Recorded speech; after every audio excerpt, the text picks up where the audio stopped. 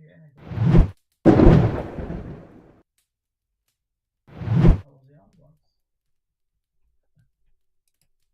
Hey, good day, everybody. Welcome back to Jerusalem's Echo, live from Jerusalem with Rabbi Chaim Goldberg of the Noahide World Center.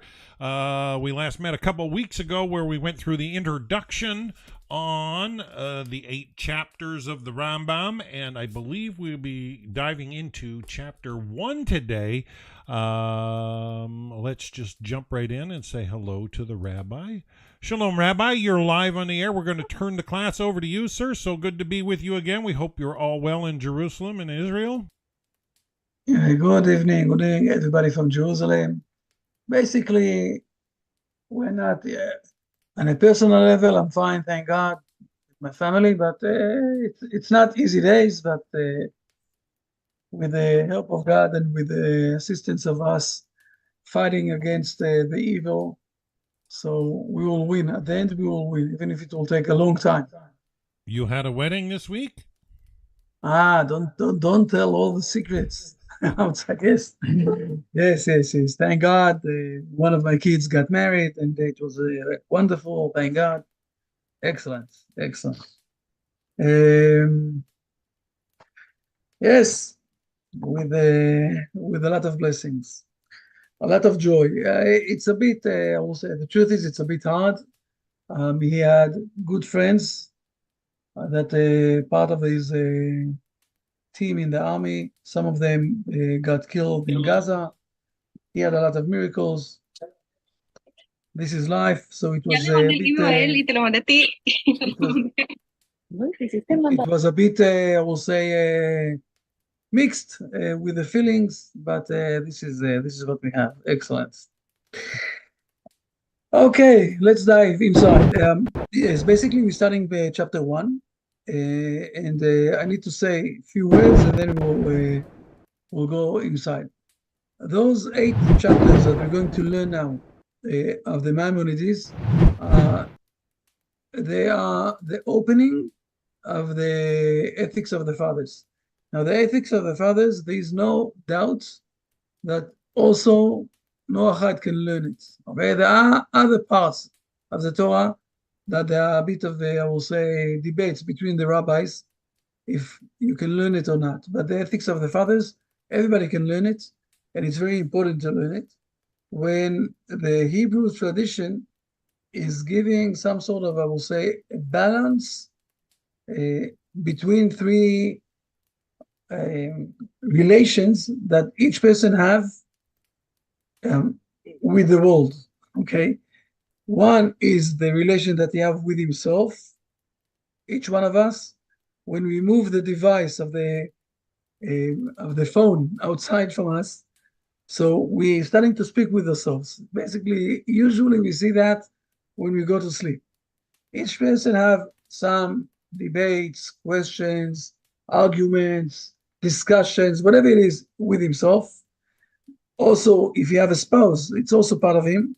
As it says in Genesis, this time she's a flesh of my flesh, bone of my bone. So it's part of us. By the way, the word bone in English is not showing the exact meaning of this word in Hebrew. In Hebrew, the word bone is myself. It's the same word. Etzem, that's me. Okay? Etzem is me. It's part of me. So when you say about your wife or about your husband that you have someone, so basically it's with yourself. So one relationship that everyone have is with himself.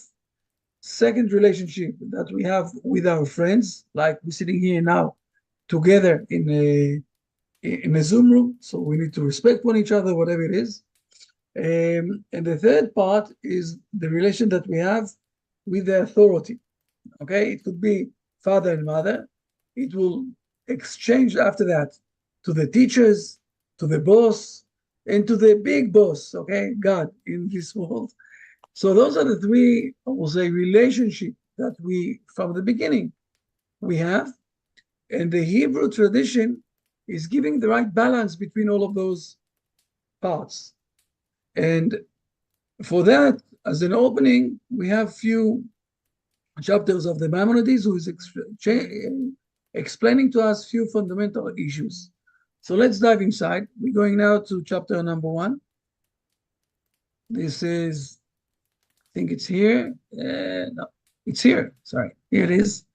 Chapter number 1. Okay, and Sefaria. If you want, I'm putting it also on the chat room. Okay, just a moment. Here it is. In the chat for everybody. You can find it also after the lesson.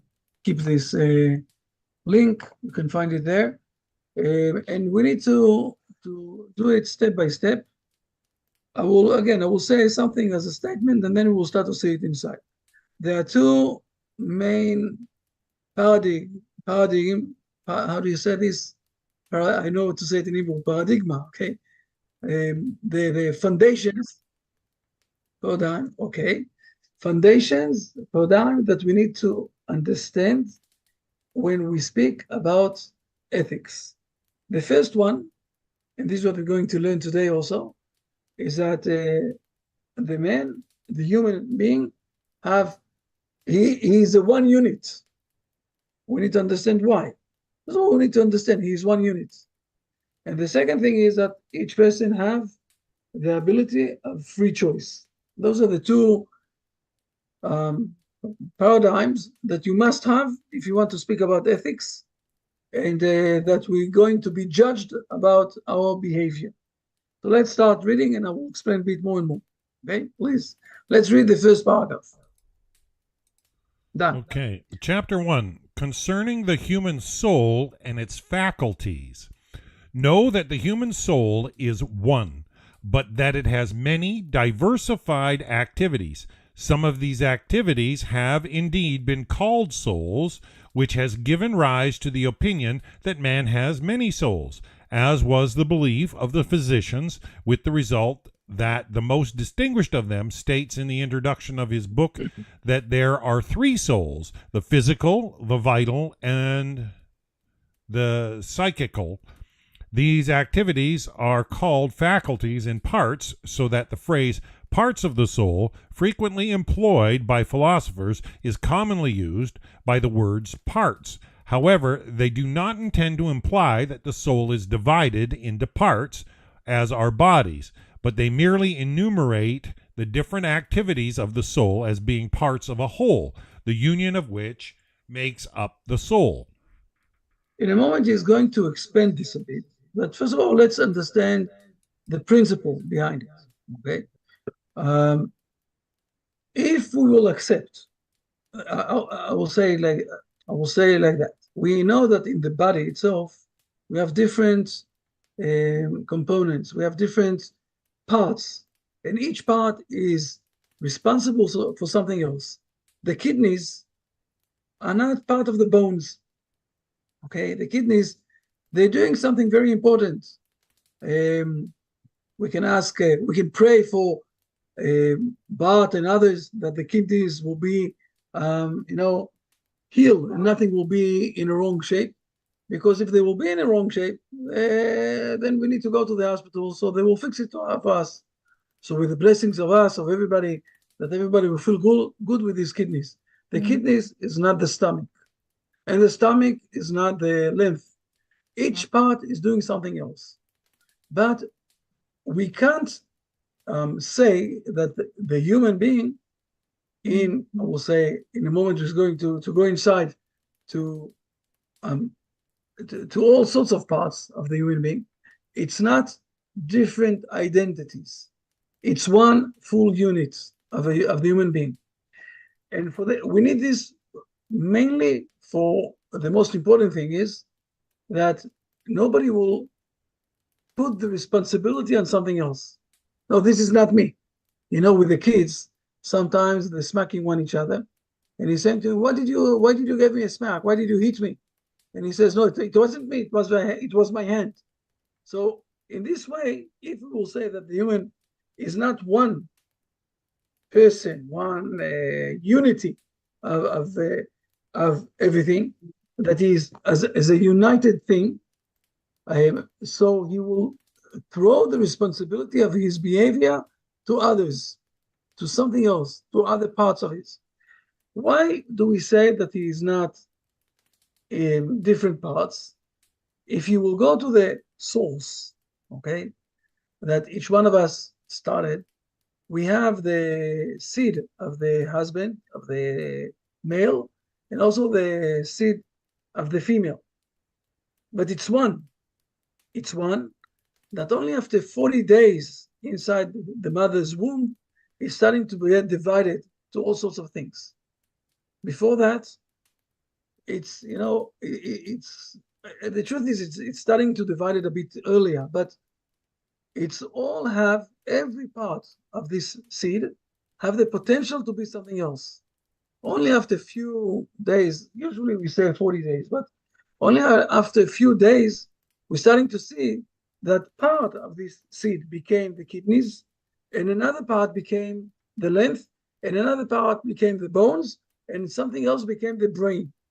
But it all came from one small, tiny, bitty seed, okay, that went into the egg of the woman. And those together, those two things that are one unit, started to get splitted to few things, but it's all one thing, okay? And more than that, and this is what the next step that we're going to read in a moment, even when we say that we are eating, okay, a human being, everyone, each one of us is supposed to eat. One of the biggest mistakes of the war that we have today in Gaza is that we're sending them food. If we won't send them food, after 3 days, they will start to starve and they will surrender. And they will give us back all the hostages, and everything will be, will start to speak differently. The problem is that the world is a bit hypocrite and is demanding from us to do things that nobody else is doing. And they don't really want, or part of the world don't really want, that we will win this war. So on one side, we're fighting them, and on the other side, we're giving them food. So this that we need to eat, all of us as human beings, it's one thing. Also, the animals are eating. When we say that the animal is eating, it's the same wording as we eating, but it's the same idea of eating. The answer is no. So let's go to the next part. And please, let's read it. Let's start to read it step by step, please. All right. Point 2. Thou knowest that the improvement of the moral qualities is brought about by the healing of the soul and its activities. Therefore, just as a physician who endeavors to cure the human body must have a perfect knowledge of it in its entirety and its individual parts, just as he must know what causes sickness, that it may be avoided, and must also be acquainted with the means by which a patient may be cured, so likewise he who tries to cure the soul, wishing to improve the moral qualities, must have a knowledge of the soul in its totality and its parts, must know how to prevent it from becoming diseased, and how to maintain its health. So the first thing we need to understand, the Maimonides is saying to us, let's learn a bit more. What are the parts of the soul? What is the parts of the human being? So we will be able to heal it, just like the doctor is learning what are the parts of the body, so he can help us to heal the parts of the body. Let's continue on to next to paragraph 3, please.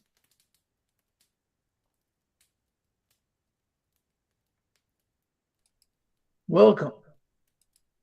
All right, part 3. So I say that the soul has 5 faculties: the nutritive, also known as the growing faculty, the sensitive, the imaginative, the appetitive, and the rational. We have already stated in this chapter that our words concern themselves only with the human soul. For Rabbi Hirschler says, Rabbi Hirschler just sent me another message. Sorry, Rabbi. He says, you can put me in principle, he said. So I'm not sure he's coming.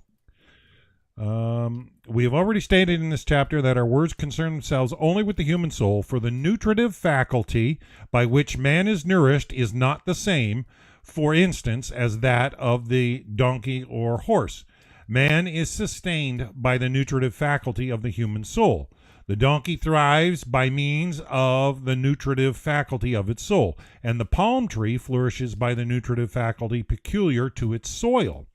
Although we apply the same term nutrition to all of them indiscriminately, nevertheless, its significance or signification is by no means the same.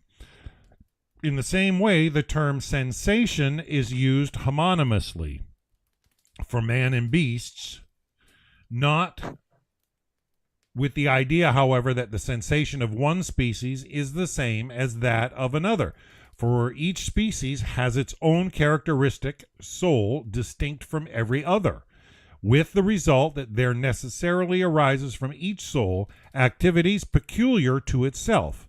It is possible, however, that an activity of one soul may seem to be similar to that of another, in consequence of which one might think that both belong to the same class, and thus consider them to be alike. But such is not the case. By way of elucidation, let us imagine that three dark places are illumined, one lit up by the sun shining upon it, the second by the moon, and the third by a flame. Now in each of these places there is light, but the efficient cause in the one case is the sun, in the other the moon, and in the third the fire. So it is with the sensation of and its causes. In man it is the human soul, in the donkey it is the soul of the donkey, and in the eagle the soul of the eagle. These sensations have, moreover, nothing in common, except the homonymous term which is applied to them. Mark well this point, for it is very important, as so many so-called philosophers have fallen into error regarding it, in consequence of which they have been driven to absurdities and fallacies. So we have here a very interesting example that is teaching us that we're using the same term, okay, the same word for eating, for the donkey, for the eagle, for men, but it is a different, I will say, even if, and I will say, also physically it's different one from each other, okay? But even if it was the same on the technical side, 100% the same, still it was different because the donkey is a different soul, and the eagle is a different soul, the lion is a different soul. Those are animals, okay? And of course, if we're going to the animals inside the sea, or we're going to the plants that also have some sort of an eating and multiplying in all sorts of ways, but it's in a different way. So we say the same wording, but we mean differently because there are different, I will say, identities. The identity of the human being is something in a different level from the others. We see things, okay? We have an eye. Also, the eagle have an eye. The eye of the eagle can see for 6 kilometers far away from him because he is up on the air for this length, okay, of these 6 kilometers, and he needs to eat something that is on the ground, so he can see very far. It's I will say it's the same principle of seeing, but it's in a different level of identity. And it's very important to realize that because there were philosophers who said, okay, so all of the world is eating. Therefore, we have the eating is one thing. All of the world is seeing things. So the seeing is another thing. And the human being is being connected from a lot of parts. But if we will say something like that, what will happen to us is that we can throw the responsibility of our behavior to other things. We can say, it wasn't me, it was my eyes who saw things, but it's not really part of me. It's related with the eyes of the donkey, a donkey in the eyes of the eagle. No, the Maimonides is stating as a beginning, first of all, we need to understand that the man, the human being, is a one complete human being, and he have responsibility for everything that he have to use, or everything that he have that is driving him to behave in this way or in another way. This is the opening statement of the Maimonides that we need to address as part number one. Okay. We see something similar. The Maimonides is saying to us something similar in another place that is stating this thing.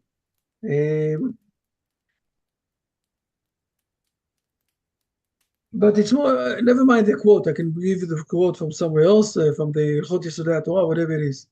The most important thing is to realize that everything that I have with the senses, everything that I have with the feeling, with the imagination, it's all under my own responsibility as a human being. I can't say that this is something else. I can tell you that also today, this is part of, I will say, the narrative treatment. Okay, go and learn a bit the narrative treatment. You will see that one of the most important things that the narrative is trying to share, okay, when it's trying to heal people through the narrative, is to try to differentiate on one side, to take responsibility on all the issues and the problems, but to define them and then to control them. How to define them? Through the narrative. I have a narrative that I'm explaining this way or the other way. So today, I will say the world is also speaking about something similar. The Maimonides is saying to us there were big philosophers who fell down to this trap, where they started to say that the human being is being parts of all sorts of things. And this is where the Maimonides is coming back and saying, please, let's read part number 4, okay? And then we'll be able to continue. Please. All right, part number 4. Returning to our subject of the faculties of the soul, let me say that the nutritive faculty consists of the power of attracting nourishment to the body, the retention of the same, its digestion or assimilation, the repulsion of superfluities, growth, procreation, and the differentiation of the nutritive juices that are necessary for sustenance from those which are to be expelled. The detailed discussion of these 7 faculties, the means by which and how they perform their function, in which members of the body their operations are most visible and perceptive, which of them are always present, and which disappear within a given time, belong to the science of medicine and need not be taken up here. The reason is very simple. Why this part of, I will say, the system of the food that is coming inside to us, what is staying with us, what is going outside in the toilets, whatever it is. This is something, let's be honest, after we tasting the thing, after we eating it or putting it to become good enough to put it inside our bodies, and we're swallowing what we ate, from this point of time, we don't really have control what is happening with this in our body. And usually, it's also easy for us to go to sleep a bit, that it will work, the body will function. We don't have any, unless we're vomiting it outside. And usually we're not vomiting the food outside. We're eating the food, but the moment that we're swallowing the food inside, from this moment onwards, we're not really controlling what's happening. It's functioning if we want that it will function, or if we don't want that it will function. It's functioning, okay? All the things that he said here, to digest the food, to swallow the food, to keep what we need to keep, to take outside all the bad things of the food that we don't want to keep in our body, all of this is functioning inside without us. We have no control of something like that. So if we don't have any control of something like that, we can't demand the human being to take responsibility of what's happening. I will say it like that. We can demand from every person not to eat or not to take to his mouth this food or the other food.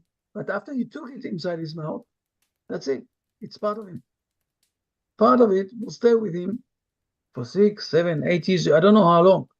Some of the things will go out straight ahead after 24 hours. But there will be things that will stay with him. So the demand could be only, don't eat this and this. But after you ate it, that's it. You have no control on something like that. And if you don't have any control, we can't demand from you to behave in a moral way after you ate it. After you swallow it, you swallow the things, that's it. Now you get stuck with it for the next coming few months, years, whatever it is. There are things that stay with us for a long time, there are things that staying with us for a short time. But this is not the place. The ethics of the father is not speaking about those things. It doesn't have any relation with those things. We don't have control on those things. Let's continue on. The faculty of the sensation, please. All right, part 5. The faculty of sensation consists of the 5 well-known senses of seeing, hearing, tasting, smelling, and feeling, the last of which is found over the whole surface of the body, not being confined to any special member, as are the other 4 faculties. Okay, so the sensation is very important. The main issue of the sensation is the connection between us and the world. Okay? The main connection that we have with the world is through the sensations, through those 5 sensations that we have. I don't know if you heard everything, but last week, I don't know exactly who the country who did it, but there was all the explosions of the, how do you call it, the radio, the small radio that you have. But there are, how do you call it in English? The pager, yes, the pager. Now, the truth is that we have something around, there are something like 500 people who lost their eyes. And it's very simple, right? They got a pager, and so they looked at what the message is, and then it's exploded to their eyes. And then we saw them, we have pictures that they're in the hospital with a very big bandage on their eyes, so they can't see anymore. We know that they lost their eyes. And they're listening to Nasrallah, their big boss who's speaking. Okay, now you can. We all know the story of Helen Keller, for example. Okay, that she was blind. Also, she didn't hear. She was deaf through this, and she didn't know how to speak. Those are things that are connecting us with the world. We will speak about them. Where those are things that we can control a bit more. Not everything. For example, can we really control on what we see with our eyes? Not 100% we can control that. There are things that we will see. I didn't want to see that, but I saw that. Okay? It's very interesting. I will say, if you remember that we spoke about the bone, and we said that in Hebrew the word bone is with myself. How do we call in Hebrew the part of the eye that you're closing the eye? The same thing, okay? It's the same thing like the bone. Why? Ani otzem enayim. I'm closing my eyes. The same words, when I'm closing my eyes, I'm with myself. So it's the same word of the bone. In Hebrew, you're closing your eyes with yourself. So what you can do is, if you see something that you don't want to see, you close your eyes. I don't want to see it anymore. I don't want to see it anymore. That's it. But you saw it already. You don't really have 100% control of everything. Do you have control on what you're hearing? A bit more. By the way, our sages are saying that the reason why we have this part of the ear, that the woman is putting some, things on the ear, the earring that they have, is so we can close the ear and not listen to what's happening outside. So we have the possibility of a bit of controlling those senses, but the senses mainly came to give us some sort of a connection with the world. And always I'm saying, and this is something that we need to realize, and I'm going to prove it physically now, what I'm going to state, it's showing us how to get connected with the world, but only in the way, in a partial way. Okay. Now, those who don't have eyes, for example, God forbidden, they don't have the way to see things. But we that have eyes, we see, okay, we can see things, but we see them only in a specific way. Go to the elephant, for example, and we know today that the elephant can see more things than the human being in a physical way. You know what? There's also the TV, radio here on the air that we can't see. But if you will put the right machine of the TV, suddenly you will see that the air is full with a lot of pictures, that the eyes can't see them. So the eyes, the ears, okay, the smell that we have, all those things are giving us some sort of a connection with the world in a limit way. We all know the ultralights, for example, okay, that they're using it for examining what's happening in the kidneys when someone have illness, for example. The ultralight, yes. So there are things, with all of the respect that we have with the senses, we need to remember that it's also limiting us for something. And how do we know that? There are a lot of stories about people who have damage in one of the senses, and therefore they're using other senses to understand the environment. And suddenly we're finding that other senses have much more greater options inside them. Go Google a bit of the senses, and you will see how much the senses can fool us around. I know that. I will give you an example. I will give you a simple example. I don't know if you know this story. In the late 60s, in the United States, to do a film, I don't know if you know how can you do a film, a movie. For doing a movie, what we have something like 29 pictures, one after the other, that each one of them is showing the bit of a movement. So because it's 29 pictures in a second, frames per second, yeah. Yes, so we can't catch that it's so many, it's moving. But what we see is step by step. Okay, fine. For us, it's moving. In the late 60s, it was 68, 69, in the United States, they organized in each once every 30 seconds, to put a full screen of Coca-Cola. Okay, picture of Coca-Cola, but it was hidden inside, 30 seconds. Yeah. You can't see it. But what happened is most of the people went out from the movie in the break time and brought the Coca-Cola instead of Pepsi. It went inside here, in the back of the scenes. Yeah, they did something else. Messaging. Yeah. They hid one frame in the stream. Yeah. Exactly. They did something else. So the mind catches it. The mind catches it, but not consciously, subconsciously. Yeah. Exactly. So they did something else. The dogs can hear different levels of voices that the human being can hear them. So they implement it inside the. They showed all sorts of commercial.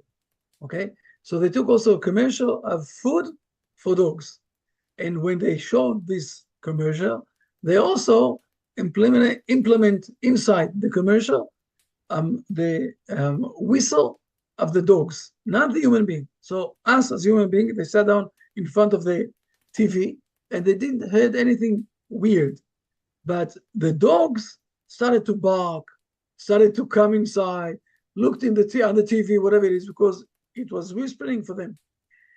It took them a few months to understand, but you understand, and they got a big penalty. But this company started to get more and more people buying their food, because people said to themselves, if the dog wants very much this, or searching for this thing, so they said to themselves, okay, fair enough, let's buy this food. After a few months, they understood what's happening there. It's illegal, of course, but again, the senses that we have a limitation. On one side, it's giving us the connection with the world. On the other side, it's a very limited connection.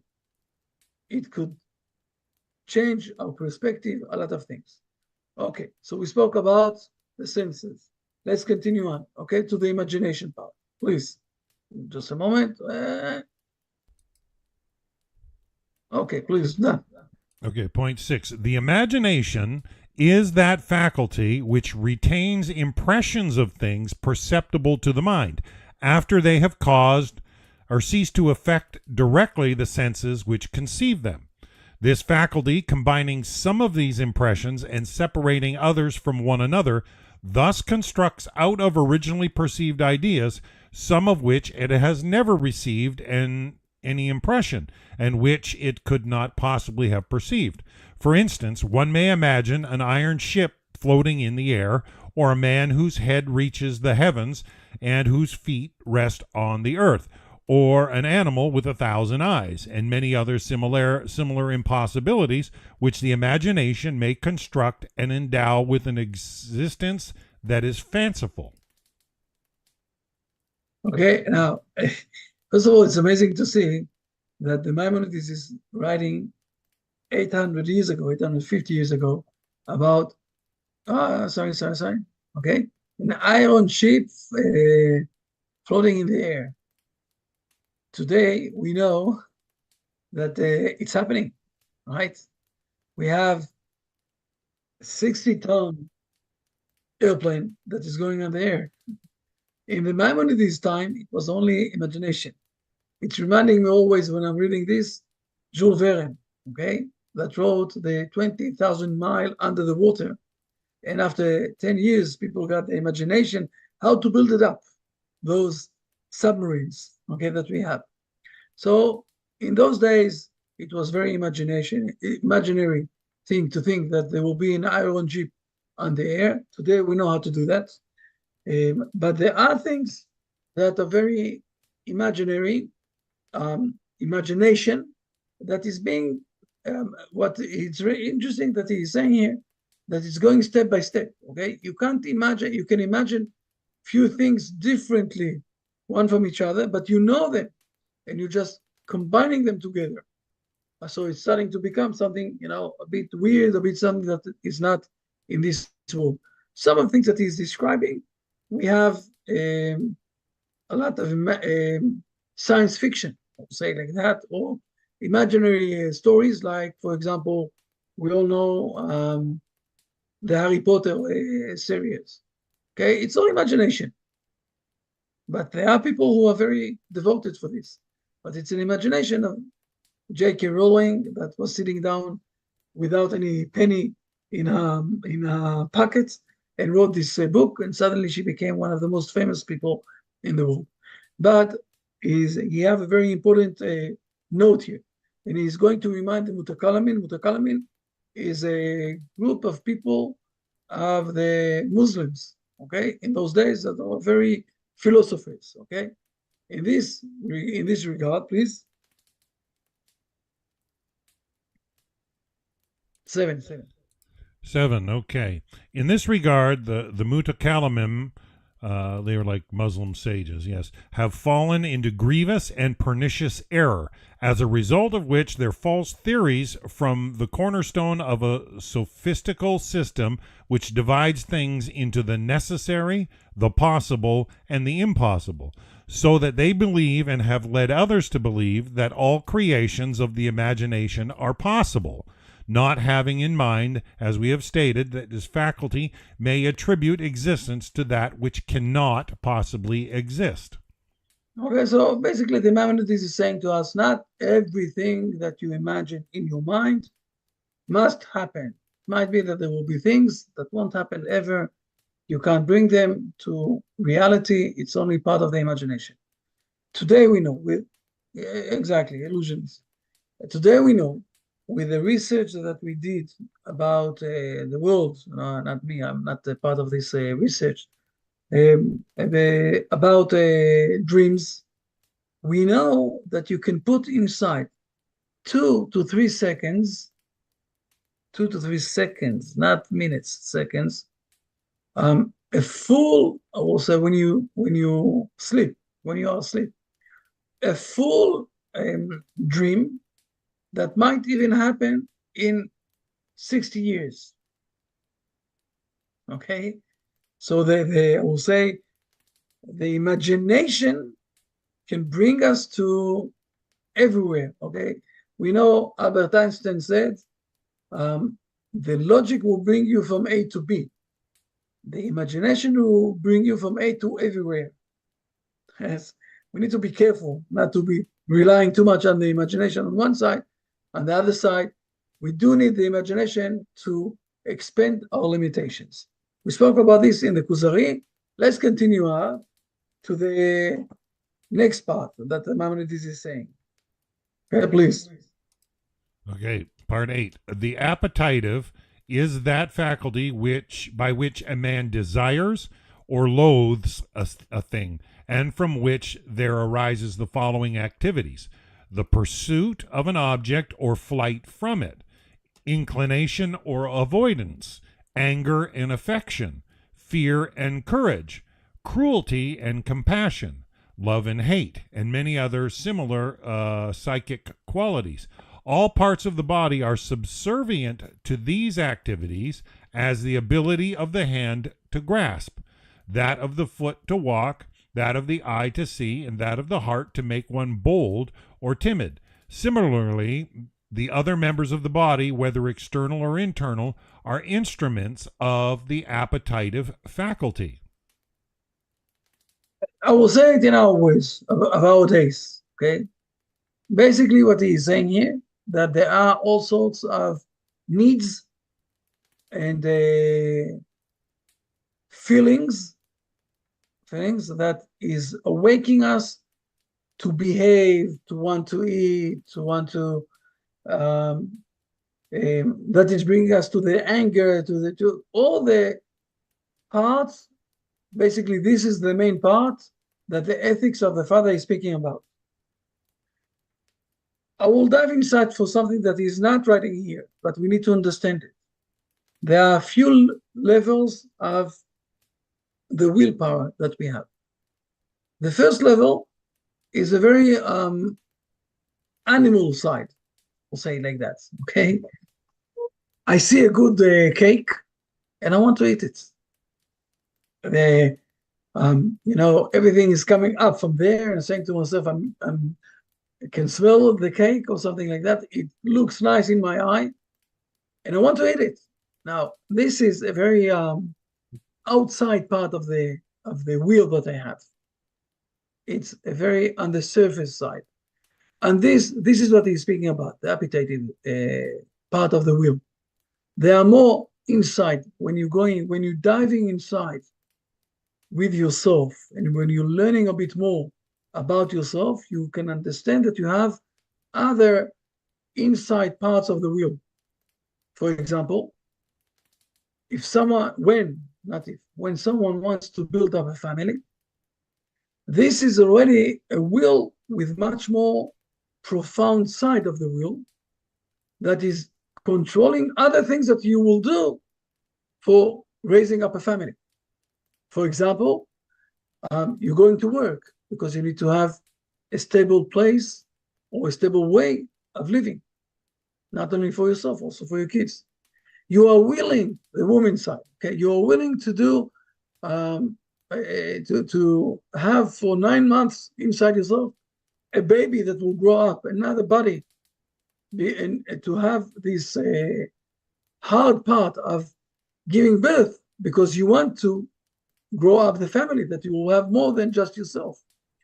Those are things that are all connected with wanting to have a family, to give something to this world back after you got life for free. But you can go inside, and then you want also to have a place to live. So part of the thing that you're working and everything else that you do is for having a place where you can sleep, to build up a house, to buy a house or something like that. There's a list of things that you will do, but this will of having a family is already much more profound will that you have inside that is holding other short-term will with yourself. Let's dive inside a bit more. You want to have connection with God who created the world, with the source of life, what we call the spirituality. You want to have purpose in life. Purpose in life is already something a bit even deeper than that, okay? Purpose in life can give you ideas, can drive you to do a lot of things, not only building up a family, but also doing other things in your life. So there is always levels and levels and levels of this appetitive will from the beginning at the surface, diving inside, where you're going and you're getting connected more and more inside to yourself, to the inside yourself, inner yourself, okay, what we call in Hebrew, atzmi. We spoke about this, closing your eyes, you're with yourself, you're not looking outside, thinking for yourself. So this part, you can dive inside more and more. The appetitive is the first side, the very on the surface. You know, how can we find what is on the surface of what is inside? Usually, if I ask you the women's side of this, of who is sitting down here, and you know, we all know that we from time to time we want to do diets, right? We don't want to eat too much. Who doesn't want to do diet? But usually, the day after we decide to do a diet, and all the women here will nod in their heads, know that I'm right. The day after you decide to do a diet, there will be a very nice cake in front of you. Then you need to decide, I do want to do the diet or I don't want to eat the cake. I will eat the cake and then I will start the diet. Usually this is what's happening, right? I can see the smile on the faces. So, but this is starting to define what is your real insight, inner, I will say, desire, or your main desire is to do the diet, or your main desire is to eat the cake. Do you have an appetitive of eating the cake, or you have a much stronger desire to do the diet? Or you want to eat the cake and then to do the diet. It depends on you, each one with the self. But again, now we're starting to see, okay, when we speak about the part of the eating process, I'm eating something and it's inside my body. There are people, don't take me outside, you know, it's only us here. There are people for 70 years, the only thing that they're doing, they are behaving like the Major Mix. They're eating, processing, taking out the wrong side of the food. For 70 years, this is what they do. Okay? Just like the Major Mix in the stores. What else do they do? Just eating. They think in this place, in that place. No. We want to be much more than just the appetitive thing, the appetitive side. We want to put purpose in our life. We want to have connection. We want to be in the spiritual side. But the appetitive side, this is where we're going to discuss mainly in the ethics of the Father. But we must say that there's another stage in the human being. And for this, we need to read part number 9, please. Okay, yeah. The appetite of, in the West, it's so consumer focused. It's very, very bombards people. Consume. I will say something before you're starting to read. I think that part that it really, we need to learn it once, okay? But part of the giving this confusion to the world between men and women and starting to have also on one's sexual families, it's related with the part of the appetitive, okay? What I'm feeling now, what I want now, not understanding the much more profound thing of this will that we have. But this is a different section. We will speak about this later on. Please. It can be quite a trap when it's out of sync for sure. Okay, part 9. Reason. That faculty peculiar to man enables him to understand, reflect, acquire knowledge of the sciences, and to discriminate between proper and improper actions. Its functions are partly practical and partly speculative or theoretical, the practical being, in turn, either mechanical or intellectual. By means of the speculative power, man knows things as they really are, and which, by their nature, are not subject to change. These are called the sciences. In general, the mechanical power is that by which the arts, such as architecture, agriculture, medicine, and navigation, are acquired. The intellectual power is that by which one, when he intends to do an act, reflects upon what he has premeditated, considers the possibility of performing it, and if he thinks it possible, decides how it should be done. This is all we have deemed it necessary to say in this regard concerning the soul. Mainly what he is saying here, that the human being have something very unique that we can't find on the animals, and this is a part of managing to have, I will say, the power of the brain, the reason. We can understand things, we can calculate things, we can put reason to things that we do, we can examine things, we can build up things. We never saw the animals managing to build up buildings like the human being for 600 meters up, whatever it is. We never saw the animals managing to fly, airplanes. We never saw the animals managing to control the fire. There's a lot of things that the reason is here. The point that I will say about the reason at this point of time, I know not me, I'm not going to say about it. Let's finalize this chapter, and then we will say a few more points. It's very important because now he's, I will say, giving the boundaries of what we're learning here. Please, that. No, Okay, however. Part 10. Know, however, that the soul, whose faculties and parts we have described above, and which is a unit, may be compared to matter in that it likewise has a form, which is reason.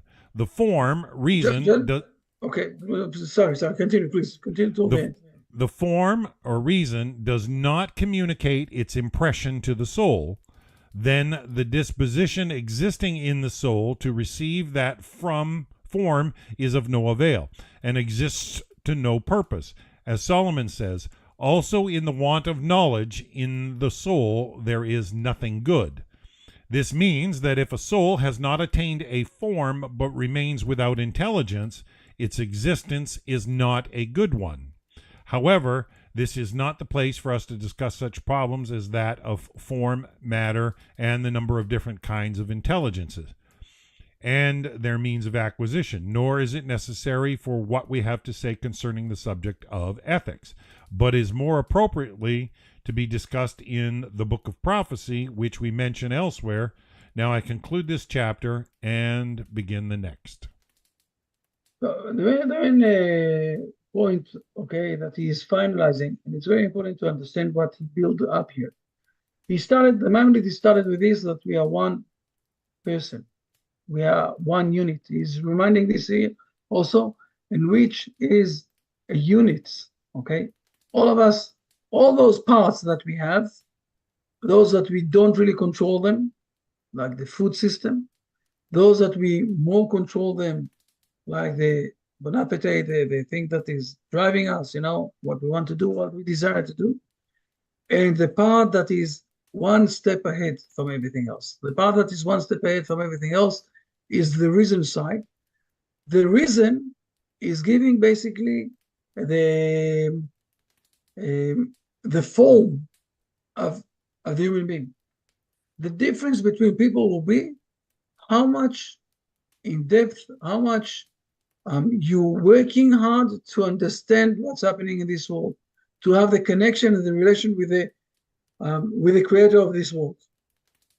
Now, in the era of the Maimonides, part of the philosophers said that if someone is not knowledging, he will die like an animal.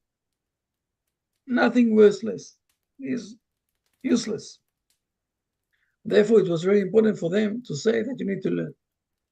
I won't go inside too much to the differences of the emphasis, what the Maimonides is emphasizing, and what the Kabbalah sages are emphasizing. More or less, at the end, they're saying the same. That one of the most important things that we have, there are differences. I won't go inside all the differences, but it's very important to realize that the reason side that we have, this is not the main part of the ethics of the fathers. We can't, I will say it like that. We can knowledge a lot of things, but how exactly we're going to use them, it's not related to the reason side.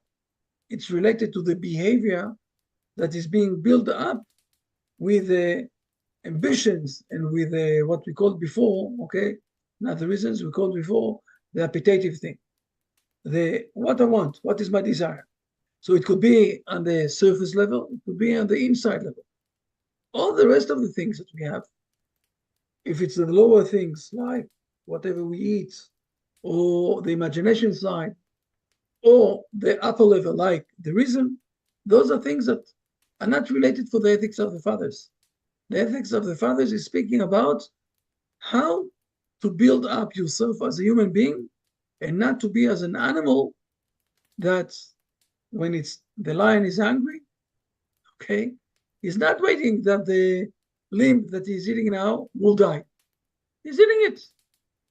Okay, he doesn't have anything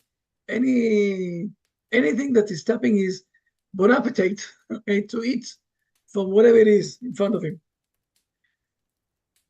I don't want to insult anyone, but if you go to the east, okay, today it's not in the west side of the world. We don't really, we don't like this too much. But if you go to the east side of the world, you will find that a lot of times they're eating live animals, not even killing them.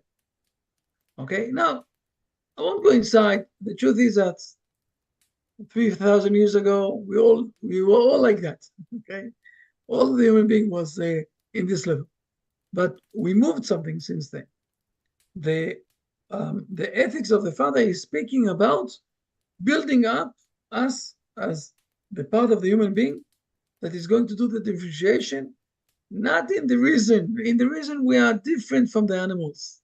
We don't need to work to do too much job. Okay, the animals don't know how to count from 2 + 2 is 4. They don't know how to do that. The reason side that we have automatically is different from the animals, but the appetitive side, okay, the first part of the wish, the first surface of the wheel that we have, not the deeper and the profound side after we're starting to learn. The first, how we're behaving when we wake up, when we are just born, okay? One of the most important things that in the kindergarten they're teaching us, think before you speak, right? This is a very important sentence that we teach the kids. Think before you speak. Why? Because we are not animals. And the part of the ethics of the Father is going to deal with this issue. But it's very important because this is, I will say, driving your behavior with yourself. Okay, that is the Father is first of all with yourself, but it's also have a lot of reflection with your fellow man and also with God. So this is more or less the first chapter. Again, it's only the beginning. We're going to go very profound inside more and more for things. If there are any questions, I have another 10, 12 minutes, but it's okay. I'm listening.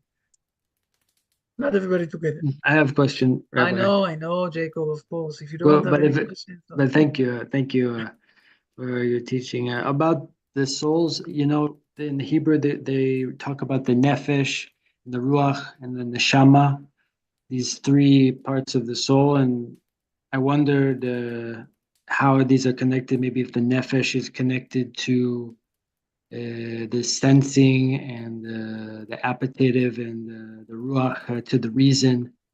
And it's not exactly like that. It's not 100% exactly like that. You're diving inside to something that You know, it was in the 14th century, I think. There was another translation of the Bible that was being held in Germany. I forgot the name of the person who did it. I'm sorry for that. And he said that the most hardest thing that he had is all the names of God that we have in the Bible. Okay, so if you will go to the north, for the Eskimos people, we're here for a moment. If you will go to the okay, if you will go to the north, to the Eskimo people, you will find that they have for the snow something like 20 words for the snow. If you will go to the people in the Saudi Arabian, you will find that they have to the to the desert and the places where to walk there, they have something like 20 words. So each group, I will say, of people organized more and more words for the specialized side of the world. Okay, the Hebrew people have specialized with spirituality. Therefore, we have a lot of words for a lot of things, but don't do a mixture. Okay, the nefesh, ruach, neshama, chaya, yechida. By the way, we have 5, not 3. Okay, each one of them also have the levels of all those parts of the that we spoke here, the 5 parts that we spoke here. So let's not go inside to this too much now. It's different issue. Step by step. Let's start with the beginning, with the foundations. Okay, fair enough. Collins, good to see you also, Colin. Yes, okay, you're welcome. Yeah, very More important questions. material. Very important material. I mean, so we begin to understand what the soul is comprised of and their functions, and see in our own lives where things are crossed over. I like how it mentioned the certain philosophers made errors, and it's when certain areas are overstepped in your mind, you begin to function in this world with that overstep in your mind, and yeah, it's something to be on guard of for sure. Yes, you're more than right. Definition, yeah, we just terms. started. It's going to go inside to dive inside. The moment is going to dive inside for very Yeah. profound thing. It's a foundational work for sure, I think, especially to ethics. I mean, when you're talking ethics, we need to function in an ethical way, but people want what they want, and they don't realize that sometimes that want is appetitive, and it's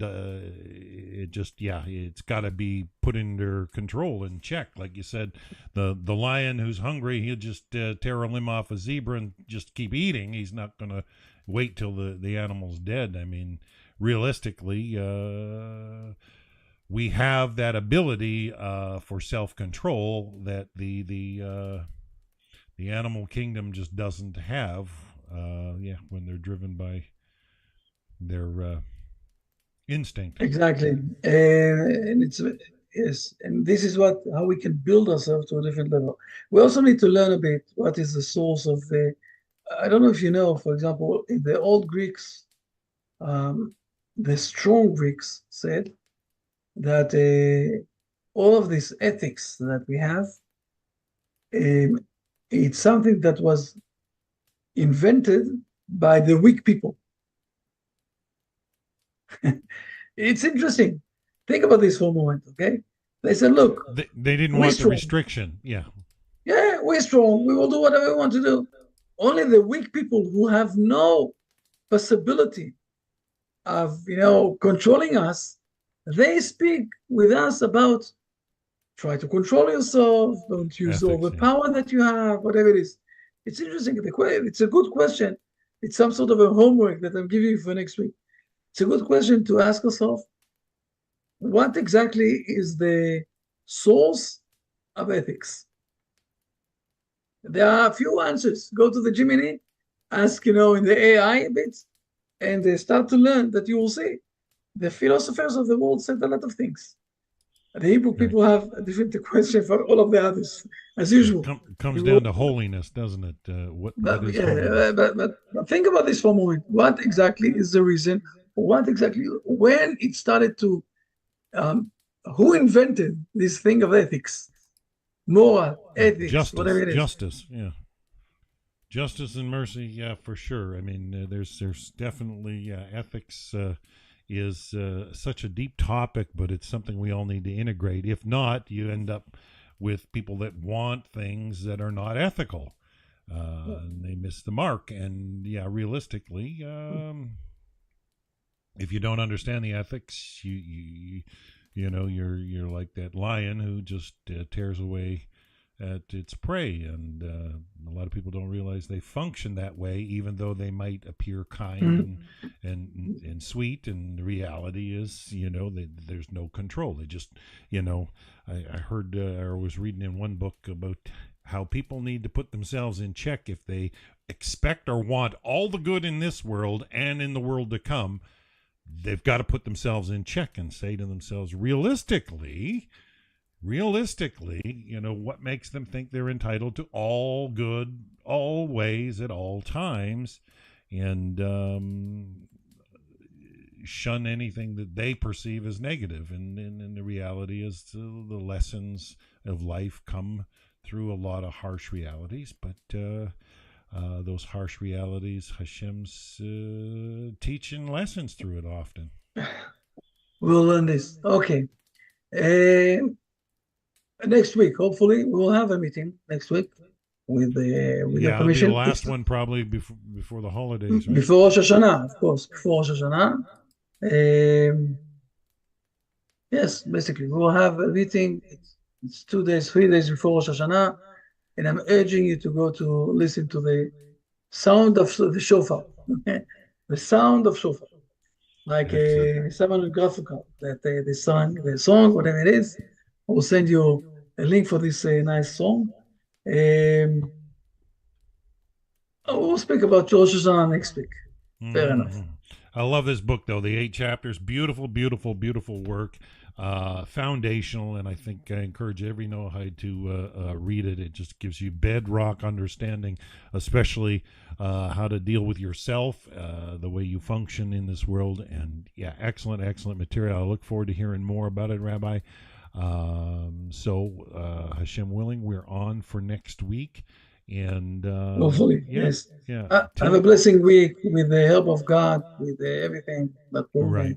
For those of you that tune in out there, Rabbi Ingber had to cancel for today, so I will not be on in another hour and a bit with Rabbi Ingber. He's under the weather a little bit, so we keep him in our prayers. And thank you, Rabbi Goldberg.